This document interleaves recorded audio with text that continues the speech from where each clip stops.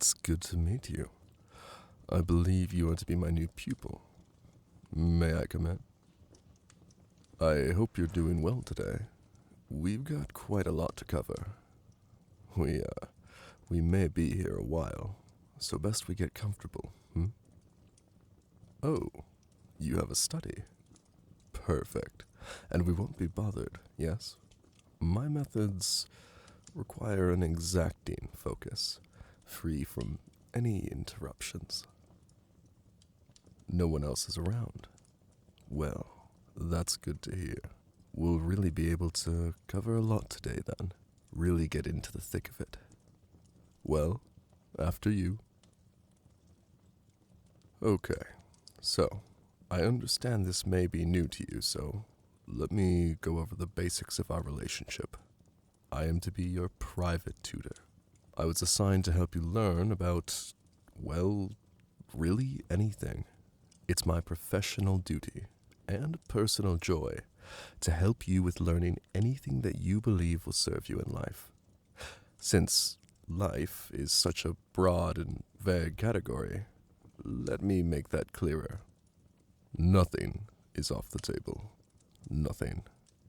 Anything that you feel you need help with, I will be here to teach you. My methods can be unorthodox at times, and quite intense. We may be here for quite a while, pounding it out, as they say, but rest assured, you're in good hands. I'm a fantastic teacher. So, with the mission statement out of the way, what would you like to tackle first? Don't be shy, I'm here to help.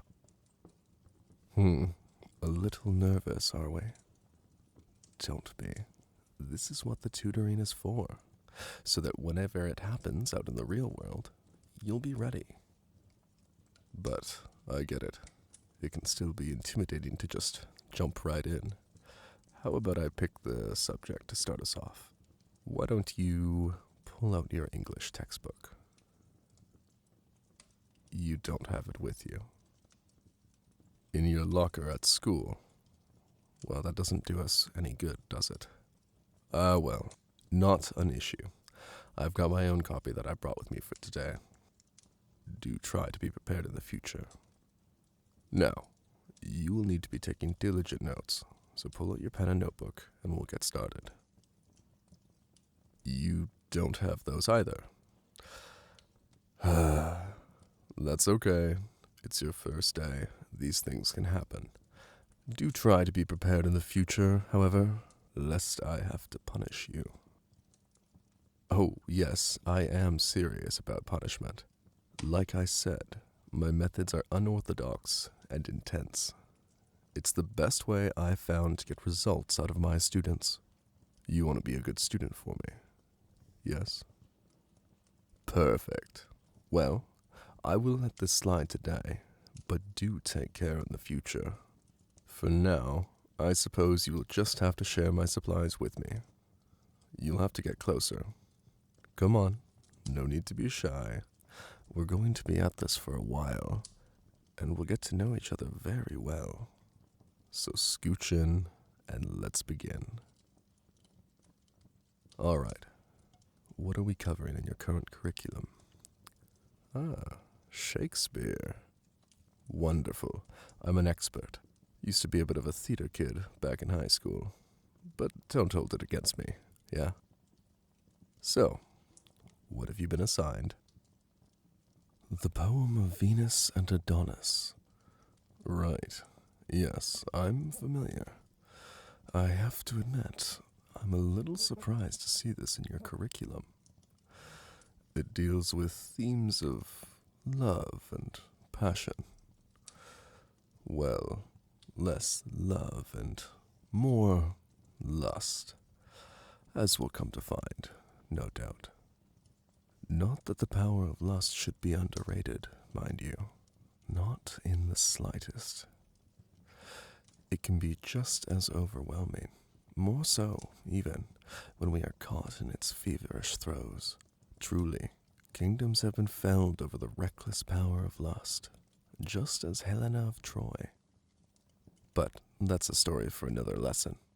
let's focus on the task at hand, yes? Right, so, Venus and Adonis. It's a standalone poem written by Shakespeare that draws on the myth of, well, Venus and Adonis. Venus, the goddess of love and beauty, falls madly in love, madly in lust, with a mortal man, Adonis. Adonis, and this part I could never truly empathize with, spurned Venus's advances, as he cared only for hunting. Now, I'm all for being invested in your hobbies, but seriously, it's healthy and fun to take a break from them and indulge our more baser instincts, yes? Are you still with me? Don't start daydreaming yet, we haven't even fully started. Now, how is your reading comprehension for Shakespeare? The text can be quite intimidating, I know, but I'll do my best to break it down for you so that it's digestible. But make sure you're paying attention. It would be a shame if I had to punish you on our first day. Now then, let's begin. Even as the sun with purple-colored face had ta'en his last leave of the weeping morn, rose-cheeked Adonis tried him to the chase. Hunting he loved, but love he laughed to scorn. Sick-thoughted Venus makes a main unto him, and like a bold-faced suitor, gins to woo him. So we begin here with Adonis on a rainy morning. That's what weeping morn means. Love he laughed to scorn, meaning he laughs at the very idea of love. Then comes along the very goddess of love, Venus, here to hit on him. Sick-thoughted Venus, the text calls her. I wouldn't go so far as sick. Lustful thoughts are perfectly natural in my experience. But I digress. Let's continue. Thrice fairer than myself, thus she began. The field's chief flower, sweet above compare, stained all nymphs more lovely than a man, more white and red than doves or roses are. Nature that made thee, with herself at strife, saith that the world hath ended with thy life. This passage is all just Venus hitting on Adonis, saying he's 3 times as hot as her, saying that she puts nymphs to shame and is hotter than any man alive. A bit higher effort than the advances people give nowadays, but she continues. Vouchsafe, thou wonder, to alight thy steed, and rein his proud head to the saddle bow. If thou wilt dine this favor, for thy meed, 1,000 honey secrets thou shalt know. Here, come and sit, when never serpent hisses, and being set, I'll smother thee with kisses. Here she's imploring Adonis to come down off his horse, attempting to bribe him with honey secrets. And if that's not tempting enough, she promises to smother him with kisses. And yet not cloy thy lips with loathed satiety, but rather famish them amid their plenty, making them red and pale with fresh variety. 10 kisses, short as one long as 20. A summer's day will seem an hour but short, being wasted in such time-beguiling sport. So, does this part make sense to you? She's saying that she won't make all these 1,000 kisses boring, but rather she'll vary them. Some short pecks, some long, deep smooches, so that he doesn't get bored from lack of variety. To be honest, this type of stuff can be somewhat difficult to ascertain completely, at least just from text alone. It'd be better if I demonstrate for you. Or rather, demonstrate on you. It's quite alright. Like I said at the beginning, I am a full-service teacher. Anything that I can do to help you better understand is fully warranted. In fact, refuse me now, and I might just have to punish you. So come a little closer, and I'll show you what Venus means. 10 kisses, short as one.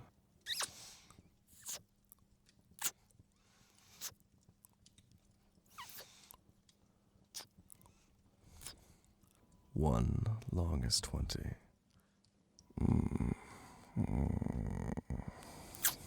A summer's day will seem but an hour short, being wasted in such a time-beguiling sport.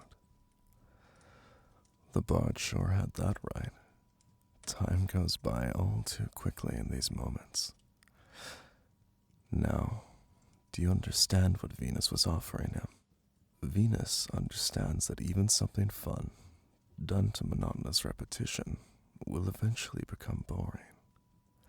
The secret is to vary your delivery. Leave them wanting more at times, and at other times, to give them that they most desire. I hope you've taken it in completely. This will be on the test. No. You think you need another example? Well, of course. We're not going to move on unless I'm confident that you've got it. We'll do this again and again until you fully understand. So, 10 kisses short as one.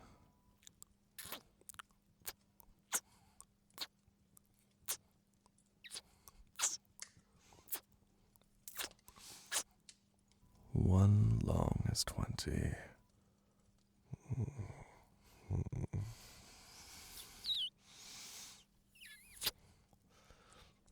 Let's continue.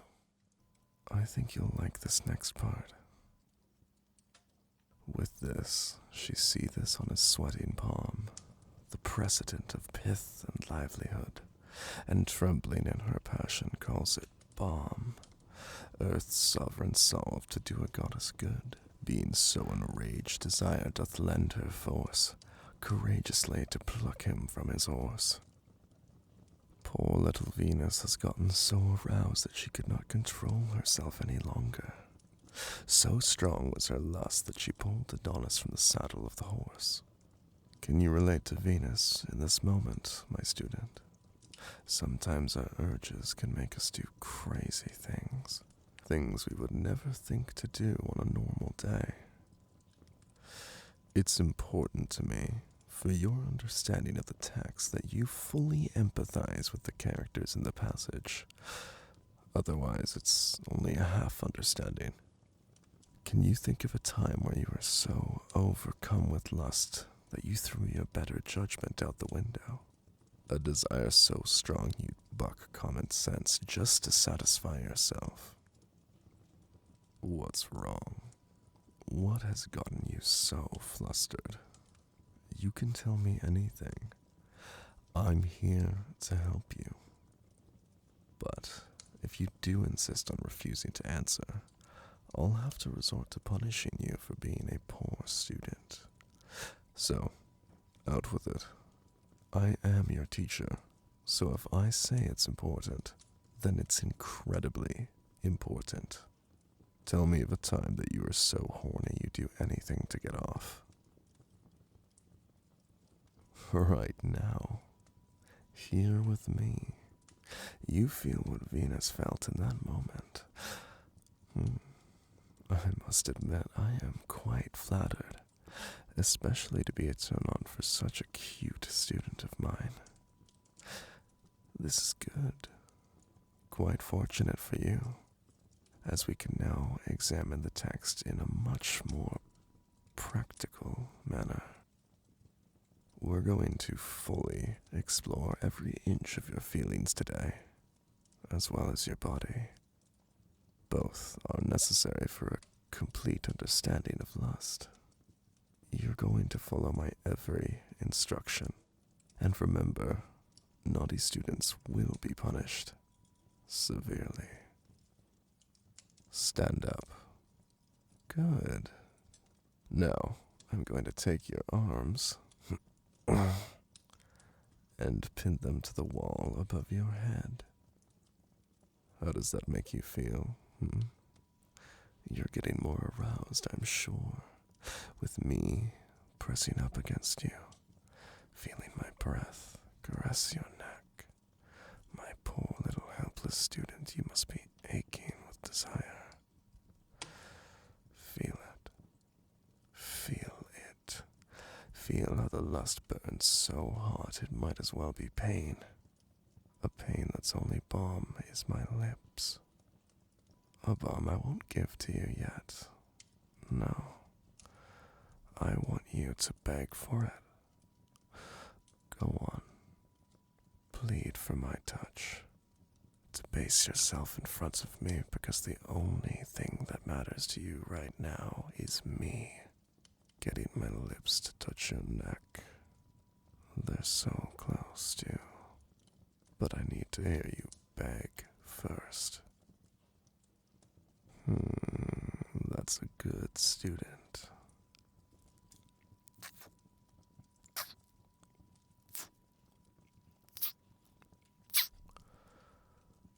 Do you understand, my student? You want more, don't you? You don't even care about being freed anymore. You just care about getting more of me. In fact, you like being pinned up against the wall, entirely at my mercy. This is how Venus felt, just as you do now, entirely a slave to her passions. Now then, how did Venus say she'd smother Adonis with kisses? You remember, right? You really need to be paying better attention. But don't worry. Like I said, we're going to do this again and again until you get it right. Now then, 10 kisses short as one. One long as 20. A summer's day will seem an hour short, being wasted in such time-beguiling sport.